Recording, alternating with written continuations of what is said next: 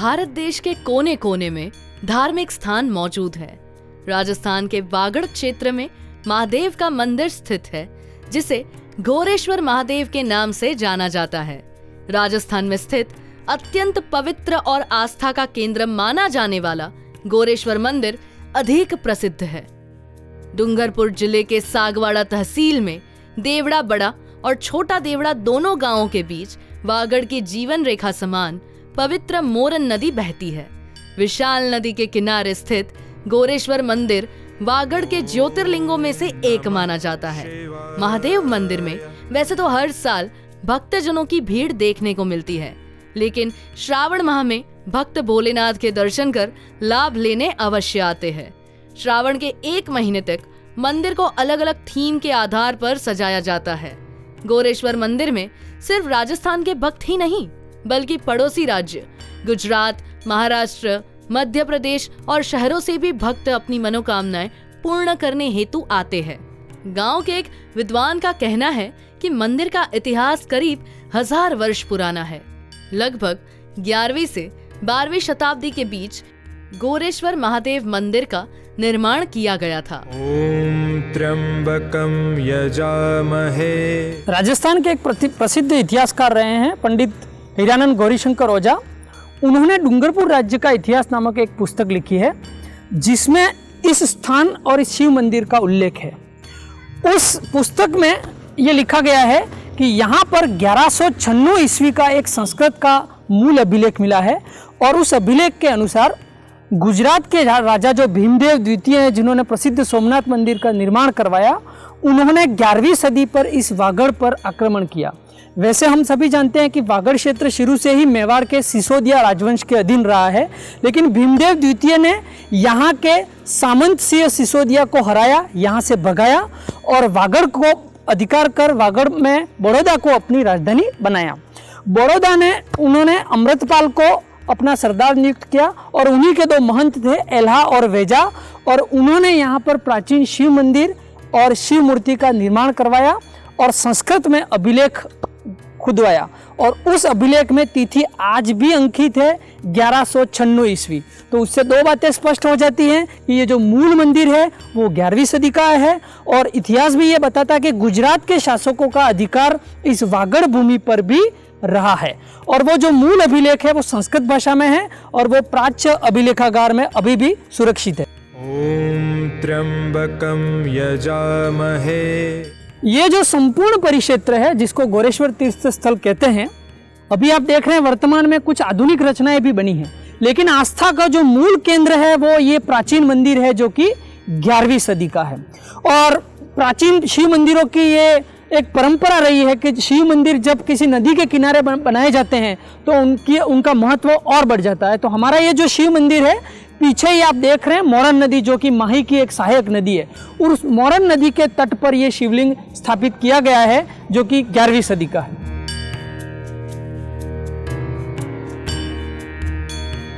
स्थानीयों और पुजारियों का मानना है कि नदी के किनारे स्थित घोरेश्वर मंदिर कुछ वर्षों पहले ही विकसित हुआ है।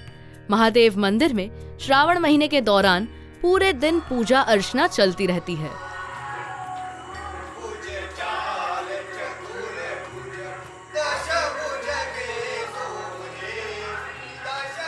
हर सोमवार को महा आरती होती है। सागवाड़ा क्षेत्र के निवासी एकत्रित होकर श्रद्धा भक्ति से आरती करते हैं। महादेव मंदिर का प्रबंधन देवड़ा गांव की समिति करती है। जन सहयोग से मंदिर का विकास हुआ है।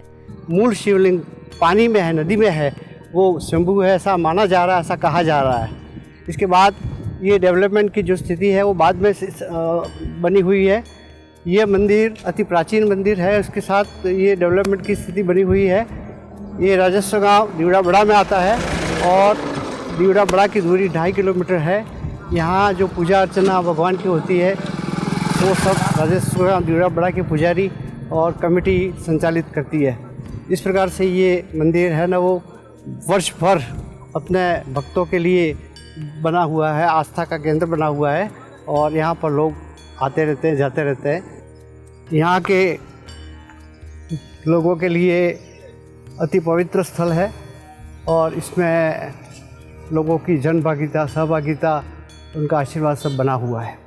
उनके आशीर्वाद, सहयोग से ही ये काम हो रहा है। जो भी आप काम देख रहे हैं वो काम उसमें ही है। अति प्राचीन मंदिर का इतिहास हमारे पास है और वो इतिहासकारों ने इसकी खोज के प्रमाण भी उपलब्ध कराए। इस प्रकार ये बना हुआ है। कमेटी है, अपना काम कर रही है। कमेटी में कुल 4 पद हैं, अध्यक्ष, उपाध्यक्ष, सचिव, कोषाध्यक्ष। 11 सदस्य हैं और 60 हैं वो आम सभा के सदस्य हैं। इस प्रकार ये कमेटी काम करती है और रजिस्टर्ड कमेटी है। यह मंदिर है ना, वो आगे भी डेवलपमेंट के लिए विकसित होगा ऐसा दिख रहा है। और जैसे ही ये कुछ न कुछ राशि आती रहती है, हर साल काम चलता रहता है इसका। मंदिर के अलावा मोरन नदी के पानी में भी एक पवित्र शिवलिंग स्थापित किया गया है। शिवलिंग का रंग सफेद है और यह शिवलिंग 1 वर्ष में 6 महीनों तक पानी में डूबा रहता है। नदी का पानी कम होता है तब भक्तजन पानी में उतरकर महादेव की पूजा अर्चना करते हैं। गौरेश्वर महादेव तीर्थ जो कि दिवड़ा बड़ा में है, यहाँ पर प्रतिवर्ष यहाँ पर कई प्रकार के धार्मिक और सांस्कृतिक कार्यक्रम आयोजित किए जाते हैं, जिसमें प्रतिवर्ष श्रावण मास में प्रतिदिन इस घाट पर यहाँ के 50 से 60 गांवों के लोग आते हैं और भगवान शिव की भव्य आरती होती है, प्रसाद वितरण होता है। इसके अतिरिक्त प्रति सोमवार को लोग यहाँ पे दर्शन करने आते हैं। संतान प्राप्ति हेतु मन्नतें हैं, राजयोग के लिए मन्नतें हैं, बाधा निवारण है, जो भी मन्नत है उनकी पूरी होती है। यहाँ पर गुड़ चढ़ाते हैं, केसर चढ़ाते हैं और श्रीफल चढ़ाते हैं। इसके अतिरिक्त जो बटुकों के यहाँ पर केश लोचन कार्यक्रम भी इस स्थान पर आयोजित होता है।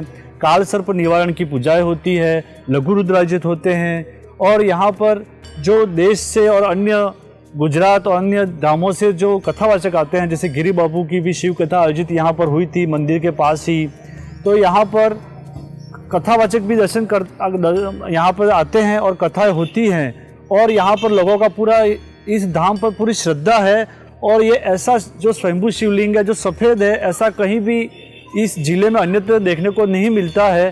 तो दूर दराज से, चाहे वो गुजरात हो, रतलाम हो, बांसवाड़ा हो, दाहोद हो या महाराष्ट्र से है, साल भर में अपने हिसाब से लोग यहाँ आते रहते हैं और इस धाम पर दर्शन करते हैं, अपनी मन्नतें पूरी होती है। और यहाँ पर ये जो संगम स्थान है, यहाँ पर अन्य सांस्कृतिक कार्यक्रम जैसे कि प्रतिवर्ष महाशिवरात्रि के दिन यहाँ पर भव्य मेले का आयोजन होता है। और यहाँ से 20 फीट की दूरी पर जो स्वयंभू शिवलिंग है, किंवदंतियाँ इसके बारे में है कि आद्य गुरु शंकराचार्य के द्वारा स्थापित है। कभी कहा जाता है कि काशी के पंडित यहाँ पर आए थे कई वर्षों पहले, और जो यहाँ पर है वो लिंग है वो सफ़ेद लिंग है।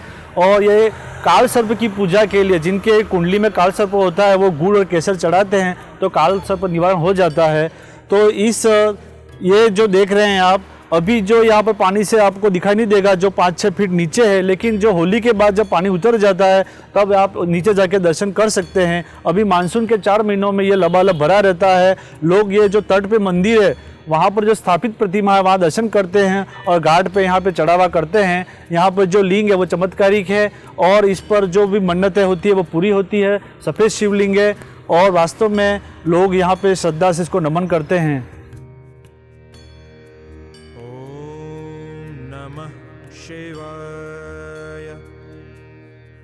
भक्तों की मान्यता है कि मंदिर में दर्शन करने से और मोरन नदी के पानी में स्नान करने से चर्म रोगों से पीड़ितों की समस्याएं ठीक होती है। चर्म रोगों से पीड़ित गोरेश्वर मंदिर में आकर मनोकामना करते हैं और शरीर का रोग दूर होने पर नमक और केसर भेंट चढ़ाते हैं। भोलेनाथ को भेंट चढ़ाने की परंपरा सदियों से चली आ रही है। भक्त 5 सोमवार लगातार मंदिर में दर्शन करने आते हैं। कहा जाता है कि भोलेनाथ से जो भी मनोकामनाएं मांगते हैं उन्हें भगवान शिव अवश्य पूर्ण करते हैं। गोरेश्वर मंदिर के शिवलिंग को सजाकर एक संदेश दिया जाता है। कभी फूलों, फलों, दिए, दवाओं से शिवलिंग को सुसज्जित किया जाता है। ऐसा मनोरम दृश्य देखने के लिए भक्तों गांवों और शहरों से आते हैं। मनोकामनाएं पूरी होने पर कई भेंट भोलेनाथ के चरणों में अर्पित करते हैं। गौरेश्वर महादेव बहुत पुराने हजारों साल से जो यहाँ महादेव आस्था है, यहाँ पूरे वागड़ का यह आस्था का केंद्र है। और यहाँ के दर्शन के लिए लोग सिमलवाड़ा, आसपुर, डूंगरपुर, बांसवाड़ा से भी पधारते हैं। आसपुर से भी पधारते हैं और अपनी जो भी कामना है, बाधा है, उसके लिए यहाँ जो कुंड सफ़ेद दाग हो जाते हैं उसके लिए भी यहाँ बाधा लेते हैं, जो नमक चढ़ा के बाधा लेते हैं और मक्खन भी चढ़ाते हैं यहाँ। ऐसी यहाँ मान्यता है कि जो भी मान्यता लेकर, बाधा लेकर के जो भी काम अपना पूरा होता है उसके बाद यहाँ चढ़ावा चढ़ाते हैं। जो बच्चे किसी के बोलते नहीं है और लेट बोलते हैं, इनके लिए भी लोगों की यहाँ आस्था बनी हुई है कि वो यहाँ आकर बाधा लेते हैं और चांदी की जीभ वगैरह, आंखें नहीं देखते, उनको भी रोशनी आ जाती है। ऐसी मान्यता यहाँ पूर्व से चली आ रही है। और भी बहुत सारे महत्व हैं यहाँ के कि हज़ारों साल से यहाँ शिवलिंग नदी में शंभो लिंग है। जो पुराना मंदिर जो आगे बना हुआ है वो 1100 साल पुराना ऐसा महत्व है यहाँ का। और पता नहीं नदी में और भी आगे से कितने सालों से ये शंभो लिंग है, उसकी आस्था लोगों के साथ जुड़ी हुई है। यहाँ कुंड और मोह जो शरीर पर निकल जाते हैं वो भी यहाँ की बाधा और लेने से गल जाते हैं। जैसे नमक चढ़ाते हैं, जैसे नमक डलता है वैसे ही वे कुंड जलते हैं। और 5-5 सोमवार की बाधा लेकर यहाँ अपनी आखिरी बाधा छोड़ने के लोग आते हैं। देखते रहिए OTT India.tv, रग रग में हिंदुस्तान।